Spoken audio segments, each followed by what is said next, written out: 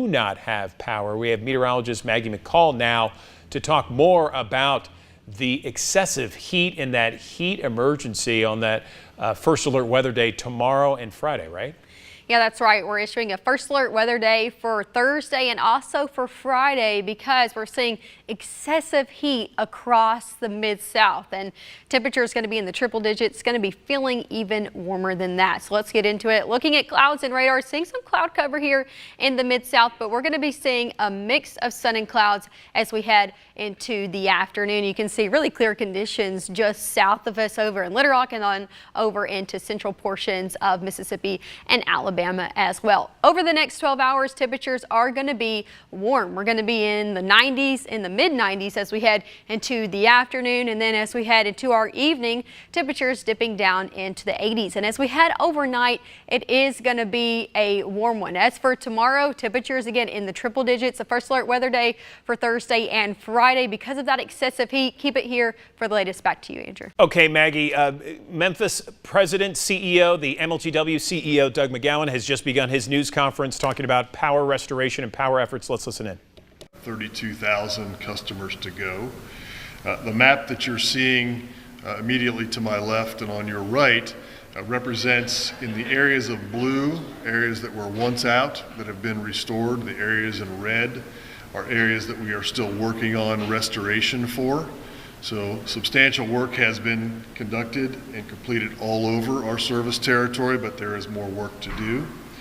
You will see that we have the municipality count here. There's about 5,000 in Bartlett that are still out, 16,000 in Memphis, 2,600 in Millington, and 7,000 in unincorporated Shelby County. You can see the other numbers there. So we do keep up with each individual municipality and unincorporated areas.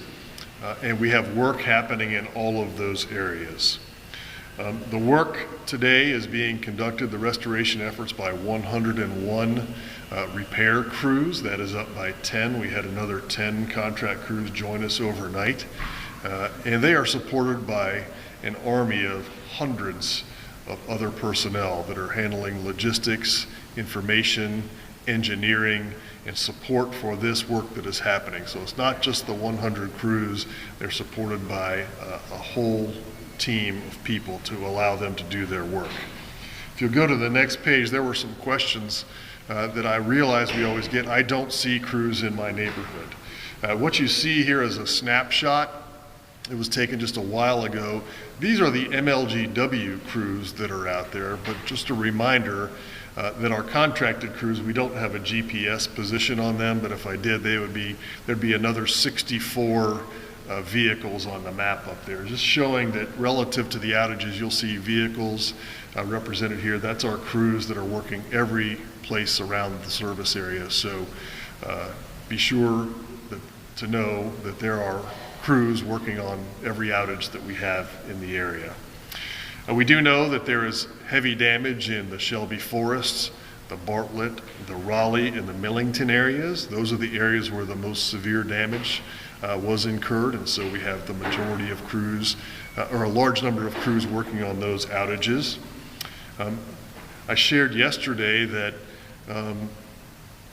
the large outages that affect the most customers, we have largely corrected all of those. So we are moving on to outages now where each thing that we correct is going to affect a smaller number of customers. So each fix might only bring 100 or 200 customers online, and then we'll keep moving down the line where each correction might only bring a double-digit number of customers online until we get down to all of those individual single customer outages. So in a letter that I wrote to our customers last night, I can make this akin to hand-to-hand combat. This is really where we are out in the neighborhoods looking at every individual outage and assigning crews to do that work. So that work will continue until we have every customer restored.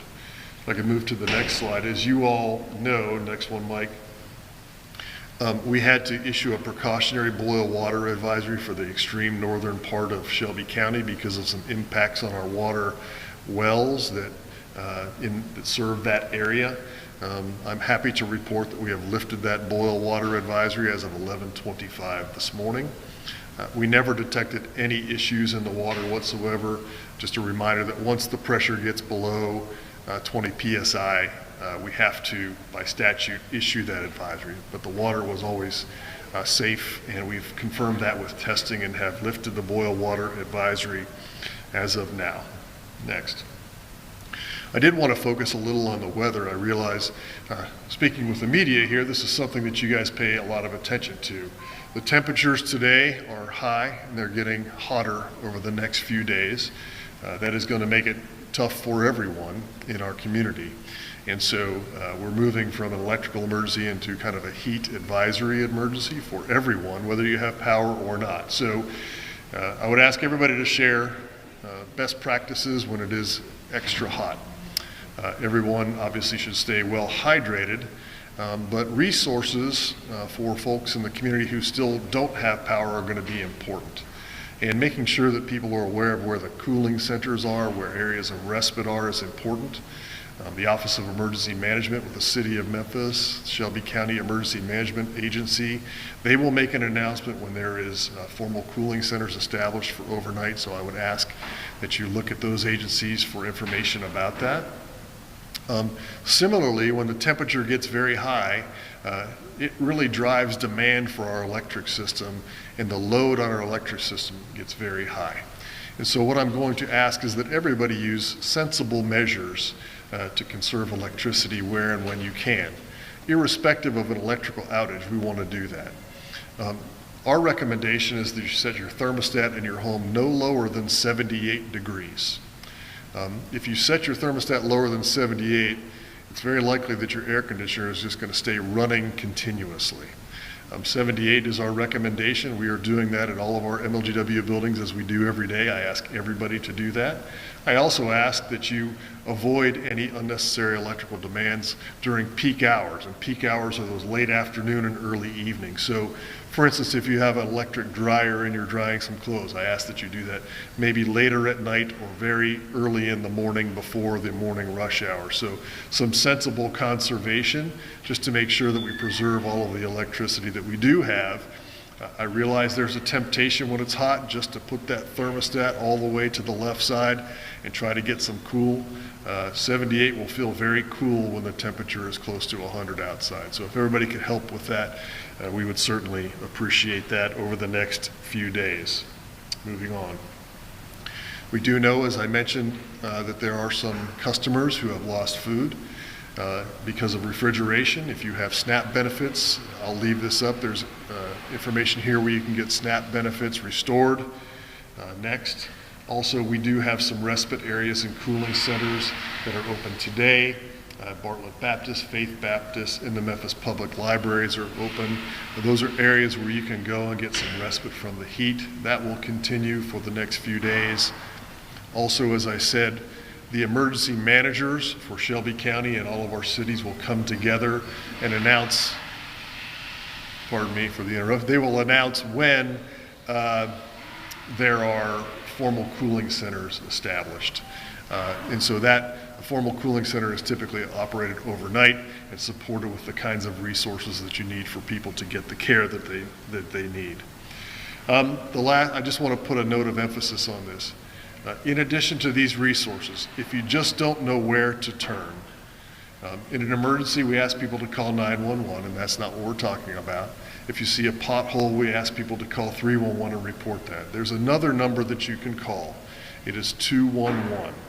That is a resource hotline that people can use. If you recall, during the COVID pandemic, if you had a question about where you could get a vaccine or a test, 211 could direct you. 211 is standing by. They are open after hours and they can take your call. If you just need some food and you're not sure where to turn, they have more than 450 agencies that they partner with, and they can refer you for almost anything that you might need. Everything from social services to mental health to food insecurity. 211 is a great resource, and so they are going to be prepared with some information should you need it. They can't help you with an outage restoration, but they can help you with the other kinds of resources that you need. So 211 is a good resource. The last thing I want to talk about today is vegetation. We've spoken about this in the last few days. Over our history, 40% of the electric outages we have can be attributed to vegetation. In the last few years, and certainly in this storm, it is a much higher percentage than 40% attributed to vegetation. You will see at Memphis City Council meeting, the next meeting that they have, I will be bringing to them contracts for $220 million over the next 5 years for vegetation management. Quite frankly, the impacts of the COVID pandemic really impacted our contractors' ability to deliver the services in the way that we wanted it to be done. We are behind in vegetation management, and I understand that. That is why we are bringing these contracts so that we can get back on that 3-year cutting cycle. So we are aware of the impacts of vegetation. As I talked about yesterday, if there's a 100-foot tree that falls, that vegetation management will not take care of that, but it will take care of a very large majority of the outages that we have. So it is a lot of money. It was part of our way forward 5-year plan.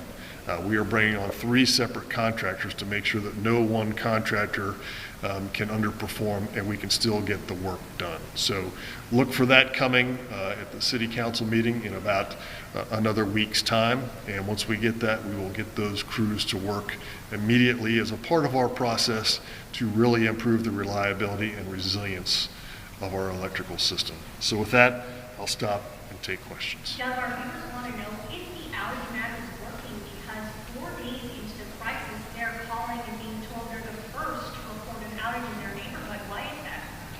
So I would say that we're day 3 of the crisis. That's MLGW President and CEO Doug McGowan addressing the news media for a 3rd straight day after the storms on Sunday. I talked for about 11 minutes there. He told us about how there was 120 outages on Sunday evening. They've restored 90,000 of those outages, and now they're at 32,000 outages. Some of the worst areas hit: Shelby Forest, Bartlett, Millington. He mentioned some cooling centers, which, by the way, you can see on actionnews5.com. He also mentioned 211 if someone needs help when it comes to social services, mental health, food insecurity. Call 211. They have partnered with over 400 different agencies, and they can get you the help you need. Finally, he mentioned there, and it was part of a larger projection of a 5-year plan for the city of Memphis and Memphis Light, Gas and Water, a $220 million vegetation management that he's going to be bringing up to the city of Memphis. You've been hearing on Action News 5 about how these trees really did a number on all the power poles and the power lines, and how the trees were really responsible for so much of the damage when it came to MLGW infrastructure. Well, he's going to be going to the Memphis City Council and talk about this $220 million bill to fight the vegetation and the management of that vegetation. So that is something that we're going to be covering in the coming weeks when he addresses the City Council. Of course, the boil water advisory has been lifted in those parts of northern Shelby County. He mentioned that. We're going to have much more complete coverage for you, live in-depth coverage beginning on Action News 5 at 4 o'clock this afternoon. Of course, you can always go to our digital platforms and actionnews5.com for instant updates and our news app. I'm Andrew Douglas signing off for you at this hour. We'll see you again at 4 o'clock.